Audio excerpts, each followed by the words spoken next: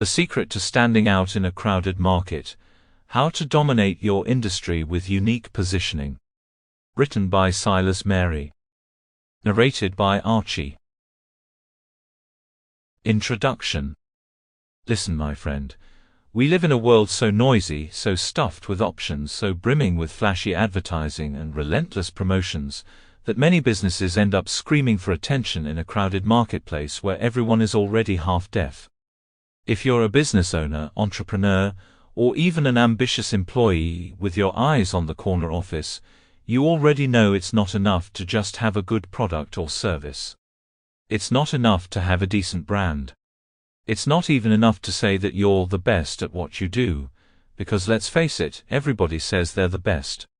If you stop for a second and think about it, what does best even mean when literally thousands of other brands are making the same hollow claim?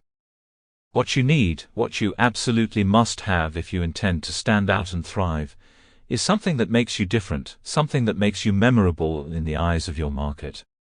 Let's call that your unique positioning.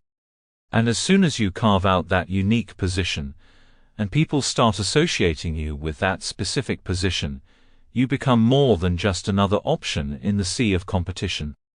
You become the only option in the minds of your perfect customers. That is the key.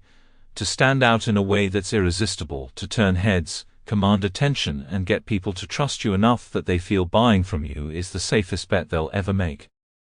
Now, the reason I'm belaboring this point, hammering this home like an old-time blacksmith forging a horseshoe, is that I want you to realize that nothing else you learn in this entire book will matter if you don't grasp the importance of unique positioning. This is the foundation. This is the bedrock principle on which everything else stands. If you don't position yourself uniquely, you're doomed to fight over scraps of attention, forced to compete solely on price or convenience or some other factor that your competition can easily copy.